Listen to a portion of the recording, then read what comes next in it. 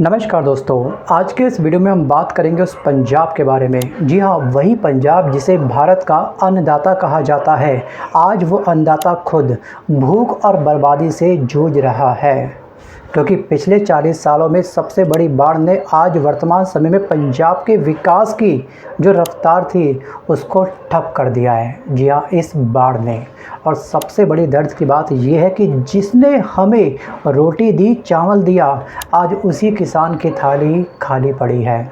जिन खेतों से खुशबू आती थी गेहूं और धान की, आज वहाँ सिर्फ पानी की लहरें और किसान के आंसुओं की नमी है।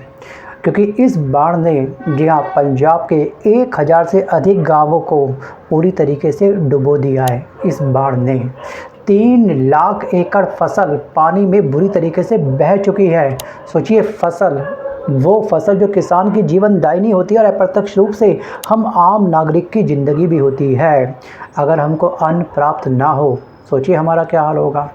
और उस किसान के ऊपर इस फसल को उगाने के लिए वो किसान बड़ी मात्रा में बैंक से कर्ज लेता है, उसको एक ब्याज पे करना होता है। सोचिए आज वो कितनी बड़ी टेंशन में होगा वो किसान। और इस बाढ़ ने 30 से ज़्यादा किसानों की मौत कर दी है। मतलब कि यहाँ पर ये मौत का आंकड़ा बताया गया है। इस बाढ़ से कम 30 से ज़्यादा लोग मारे जा चुके हैं। ये तो ऑफिशियल आंकड़ा है, असली आंकड़ा शायद इससे ज़्यादा होगा। और इस बाढ़ ने पूरे पंजाब के पटियाला, लुधियाना, मोंगा, जालंधर, फरीदकोट और फिरोजपुर, सब इन तमाम शहरों को जी हाँ, पानी में तब्दील कर दिया है। यानी कि सब पानी में इस समय तैर रहे हैं। सोचिए क्लाइमेट चेंज का क्या बुरी तरीके से इसने तांडव किया है। वैसे भारत के अन्य राज्यों के अंदर भी बाढ़ आई है। जैसे आप देख रहे होंगे हिमाचल प्रदेश में, सोचिए क्लाइमेट चेंज ने कितना बड़ा तांडव मचाया है। उसके अलावा उत्तराखंड हो गया, दिल्ली भी इस समय बाढ़ में तब्दील हो चुकी है। काफ़ी अधिक एरिया में दिल्ली के अंदर बाढ़ आ चुकी है। और दूसरी तरफ दोस्तों गुड़गांव, हरियाणा, इन तमाम तस्वीरों का ध्यान से देखिएगा। लेकिन सबसे ज़्यादा नेगेटिव इम्पैक्ट जो पड़ा है वो पड़ा है पंजाब के अंदर, क्योंकि पंजाब में मैक्सिमम नदियाँ हैं। जी हाँ, पंजाब मतलब 5 नदियाँ यहाँ पर निवास करती हैं, जिसमें आपकी सतलुज हो गई, व्यास हो गई और रावी नदी।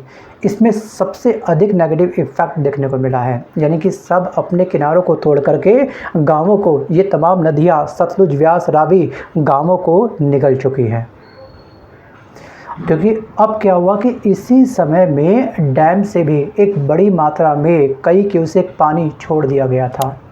पहले तो बारिश इतनी तेज़ आई जिसमें काफ़ी सारे खेत डूब गए थे। ऊपर से डैम के पानी को भी रिलीज़ कर दिया गया था। और इस डैम के पानी ने, इस बांध के पानी ने आग पर घी का काम कर दिया। और शहरों ने जी हाँ, वेटलैंड्स पर कब्जा कर लिया है। ये आपको अच्छे से याद होगा। और अब पानी कहीं रुकता ही नहीं है। हर तरफ क्या हो रहा है, विकास हो रहा है, विकास हो रहा है, विकास हो रहा है। और यही सबसे बुरी हालत हम देख रहे हैं उत्तराखंड में। विकास के चक्कर में कितनी बड़ी मात्रा में लैंड स्लाइड हो जाती है वहाँ पे। सोचिए यही हाल हम देख रहे हैं इस समय हिमाचल प्रदेश के अंदर। क्या यही था हमारा अमृतकाल कि हम लोग प्रकृति के साथ में इतनी खिलवाड़ कर जाए, इतना खिलवाड़ कर जाए कि प्रकृति ही हमको अपना ग्रास बना ले, अपना भोजन बना ले। और आज वही हो रहा है। सोचिए पंजाब में लोग नदियों की महान गाथा गाते थे, गीत गाते थे। आज वही नदियाँ लोगों का घर निगल रही है, उनकी ज़िंदगी निगल रही है। क्योंकि आज देखिए धान, मक्का, गन्ना और कपास हो गई, सब्जी हो गई, सब पानी में डूब चुके हैं। अगर हम देखें इन सभी नुकसान का अनुमान इस बाढ़ से कितना हुआ होगा लमसम, तो लमसम जो नुकसान हुआ है इस बाढ़ से वो हुआ है 2000 से लेकर के 3000 करोड़ रुपए का। और किसानों का कर्ज पहले ही आसमान छू रहा था, अब ज़मीन भी उनसे छीन ली गई। और सोचिए वही पंजाब जो भारत के बफर स्टॉक, जी हाँ, अन्न का बफर स्टॉक का 35 से 45% योगदान रखता है या फिर योगदान देता है, अब खुद भूख का शिकार हो चुका है। जब इतनी बड़ी मात्रा में दोस्तों जो अन्न है, जो धान है, चावल है, गेहूँ सब बह जाएगा, तो अब क्या होगा। इसकी वजह से हमारे देश के अंदर महंगाई आने वाली है। मतलब कि इस समय चावलों के दाम बढ़ जाएंगे, गेहूँ के दाम बढ़ जाएंगे, सब्जी के दाम बढ़ जाएंगे। ये इम्पैक्ट अप्रत्यक्ष रूप से हमारे ऊपर ही पड़ा है। आप ध्यान रखिएगा, बाढ़ केवल वहाँ नहीं आई है, महंगाई की बाढ़ अब आपके राज्य तक भी पहुँचने वाली है, हमारे राज्य तक भी आने वाली है। सोचिए, जिसने पूरे देश को खाना खिलाया है, भर भर के खाना खिलाया है, आज वही किसान दूसरे के लगाए हुए लंगर में या फिर उस लंगर की कतार में खड़ा हुआ है, हाथ में प्लेट और कटोरी लेकर के। ये स्थिति हो चुकी है पंजाब के अंदर, और यहाँ पर हज़ारों लोग बेघर हैं। रिलीफ कैंप अब कम पड़ चुके हैं क्योंकि यहाँ पर संख्या लगातार लोगों की बढ़ रही है। कुछ लोग रिलीफ कैंप में अपनी ज़िंदगी काट रहे हैं। गांव की सड़कें हो गई, स्कूल हो गया, बिजली हो गया, सब आने वाले कई महीनों तक ठप रहने वाला है। चावल और गेहूं का उत्पादन क्या होगा, ख़त्म हो चुका है। उसकी वजह से बाय डिफ़ॉल्ट जो महंगाई है वो बढ़ेगी, और जो किसान का कर्ज है बैंक तो अपना रिकवरी करेगा, उसमें मतलब नहीं है कि बाढ़ आया, ओला आया, तूफ़ान आया या फिर सूखा पड़ा, बैंक को तो अपना इंटरेस्ट टाइम पे लेना है तो लेना है। और वर्तमान समय में इस बाढ़ की वजह से पंजाब के अंदर पीने का साफ़ पानी भी नहीं है। वहाँ पर रिलीफ कैंप जो लगाए गए हैं वहाँ पर दवाइयाँ भी सही समय पर नहीं पहुँच पा रही है इस बाढ़ की वजह से ही। और जो बच्चों की पढ़ाई है, जो स्कूल है, वो पूरी तरीके से ठप हो चुके हैं। और जब गंदा पानी बाढ़ का आसपास इकट्ठा होता है ना, सबसे बड़ा खतरा होता है बीमारियों का। मलेरिया, डेंगू, हैजा, अन्य जैसी बीमारियाँ अब एक नया खतरा बन चुकी हैं इस पंजाब के लिए। सोचिए, और ऊपर से जो सीनियर सिटीज़न है हमारे, जो हमारे घर में बड़े बुज़ुर्ग होते हैं, बुज़ुर्गों के लिए घर की दीवार ही एक सहारा होती है। आज वो दीवार पानी में बह चुकी है, और किसी बुज़ुर्ग को एक स्थान से दूसरे स्थान पर शिफ्ट करने में सोचिए कितने बड़े चैलेंजेस आते हैं। बहुत बड़ा खतरा बन जाता है उनकी जान को। और दोस्तों, घर तो यहाँ पर बह चुका है उन सब का, पर दर्द आज भी वहीं पर खड़ा है, लोगों की आंखों में, बच्चों की भूख में और बुज़ुर्गों की हारी हुई सांसों में। क्योंकि इस बाढ़ की वजह से काफ़ी सारे किसान अपनी जान गंवा बैठे हैं। सोचिए, और दूसरी तरफ जो सरकार है वहाँ की पंजाब की सरकार और वर्तमान की केंद्र सरकार के बीच में रस्साकसी चल रही है, सर फुटअव्वल जूतन पैजार चल रही है आपस में। और हम कह सकते हैं कि यहाँ पर कहीं ना कहीं टग ऑफ वार का जो स्केल है वो काफ़ी अधिक बढ़ चुका है। वो तो अच्छा है कि एनडीआरएफ और एसडीआरएफ की जो टीमें हैं तुरंत टाइम पर पंजाब में पहुंच गई और एक्टिव हो गई, लेकिन इनके एक्टिव होने के बाद में भी हालात आज भी पंजाब के बद से बदतर हो रखे हैं इस बाढ़ की वजह से। राज्य और केंद्र में राजनीति का आरोप प्रत्यारोपण का दोस्तों ये जो सीज़न है अब स्टार्ट हो चुका है। पानी की लहरों से लड़ना आसान था इन किसानों के लिए, पर राजनीति की लहरों से किसान आज अकेला पड़ चुका है, वो नहीं लड़ पा रहा है। और विवाद, सबसे बड़ा विवाद दोस्तों 60,000 करोड़ का जो पेंडिंग अमाउंट, जो पेंडिंग फंड है केंद्र सरकार के पास। पंजाब की सरकार ये बोली कि प्लीज़ इस समय इस अमाउंट को आप रिलीज़ कर दो, जो आपके पास पेंडिंग अमाउंट है, हमको इस पैसे की बहुत अधिक आवश्यकता है। और जो पंजाब में जो पार्टी दोस्तों वह है आपकी आम आदमी पार्टी की सरकार, और वहाँ के जो मुख्यमंत्री है पंजाब के, उनका नाम है भगवंत मान, और उन्हें साफ साफ ये बोला है कि हम आपसे अपना पेंडिंग अमाउंट मांग रहे हैं, कोई आपसे भिक्षा नहीं मांग रहे हम लोग, ये हमारी हक की मांग है। और आज इस संकट से निपटने के लिए हमको इंस्टेंट, तुरंत, तत्काल आवश्यकता है इस पैसे की, प्लीज़ उसको रिलीज़ करो।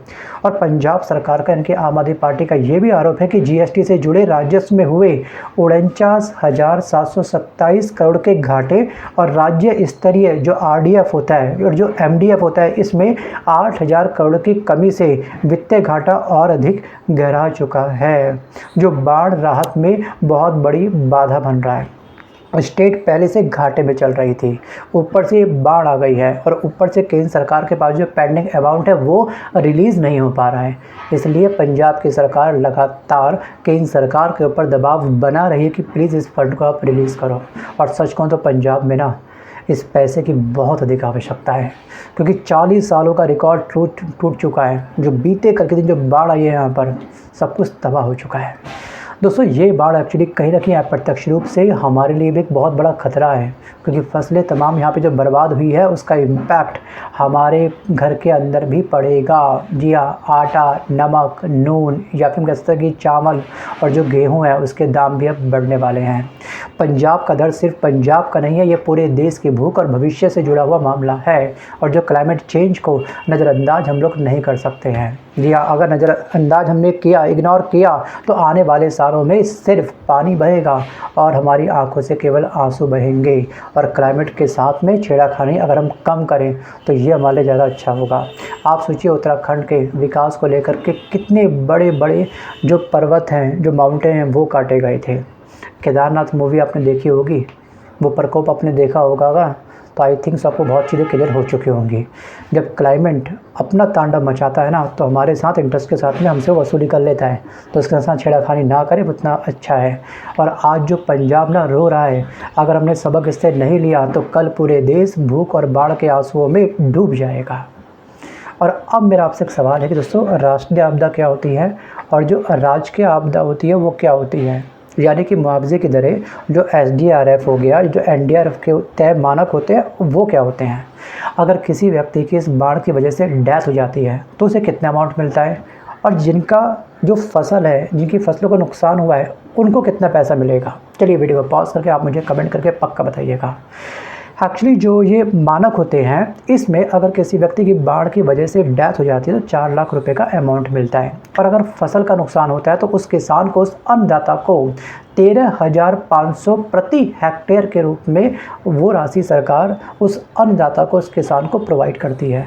चलिए थोड़ा सा डीप डाइव करते हैं SDRF में और NDRF को लेकर के।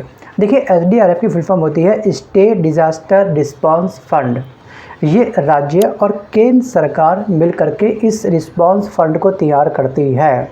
इसमें जो सामान्य राज्य होते हैं उसमें केंद्र राज्य, मतलब कि केंद्र सरकार, ठीक है, 75% इस फंड में पैसा डालती है और राज्य उसमें पैसा डालता है 25%। लेकिन मैंने बोला है सामान्य राज्य, और कुछ ऐसे भी राज्य हैं जो सामान्य कैटेगरी में काउंट नहीं होते हैं। खास तौर पे जो एरिया पहाड़ी हैं या फिर जो उत्तर पूर्वी राज्य हैं, जिसमें आपका उत्तराखंड हो गया, हिमाचल हो गया और असम हो गया, ये स्पेशल कैटेगरी में इन राज्यों को रखा गया क्योंकि यहाँ पर डिज़ास्टर साल में कई बार आ जाता है। तो ऐसी कंडीशंस में जो SDRF का जो फंड होता है, इसमें केंद्र सरकार 90% अपना योगदान देती है इस फंड के अंदर, राज्य देता है 10%।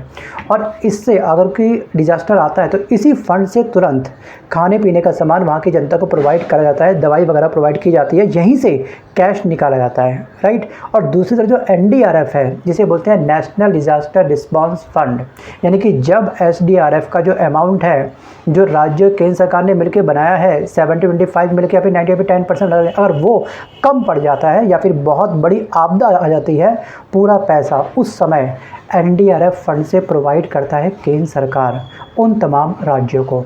और लेकिन उससे पहले नुकसान का एक आकलन होगा। जी हाँ, नुकसान का आकलन करके एक्स्ट्रा मदद जारी जो की जाएगी केंद्र सरकार के द्वारा, वो की जाएगी NDRF के द्वारा, क्योंकि वो डिज़ास्टर नेशनल डिज़ास्टर में काउंट हो चुका है। मतलब कि खर्च SDRF से राज्य और केंद्र सरकार का ये साझा गुल्लक है। जो स्थानीय आपदा होगी, अगर वो आपदा राष्ट्रीय आपदा बन जाती है तो सीधे मदद क्यों कौन करेगा? केंद्र सरकार करेगा। केंद्र की तिजोरी से पैसा लिया जाएगा उन तमाम राज्यों के द्वारा, मतलब कि राज्य की मदद की जाएगी उन पैसों से। सो गाइस, आज के इस वीडियो में बस केवल इतना है। बट जाने से पहले मेरा आपसे सवाल ये है कि अगर आप भारत के प्रधानमंत्री होते, सिचुएशन आप देख रहे हो, जी हाँ पंजाब की, तो 60,000 करोड़ का जो अमाउंट आपके पास पेंडिंग है, क्या आप पूरे अमाउंट को एक साथ रिलीज़ कर देते? क्योंकि इस समय ना इस मुद्दे को लेकर के बहुत बड़ी डिबेट न्यूज़ चैनल पे स्टार्ट हो चुकी है, क्योंकि पंजाब में केंद्र सरकार की सरकार नहीं है, वहाँ पर BJP नहीं है, बल्कि वहाँ पे है आम आदमी पार्टी। और यही चीज़ें एक डिबेट का एक बहुत बड़े वजह बनती है दोस्तों, पश्चिम बंगाल के अंदर भी, जहाँ पे ममता बनर्जी की सरकार है, वहाँ पर भी बहुत बड़ी मात्रा में हम कह सकते हैं कि साइक्लोन आता है। बहुत बड़ी त्रासदी वहाँ पे भी होती है हर साल। वो भी ये फंड के लिए लगातार दरकार करते हैं केंद्र सरकार से। वहाँ की भी कंडीशंस हर साल ख़राब हो रही है। तो फ्रेंड, आज के इस वीडियो में बस कर इतना ही। मिलता हूँ जल्द एक नए वीडियो के साथ, तब तक के लिए धन्यवाद।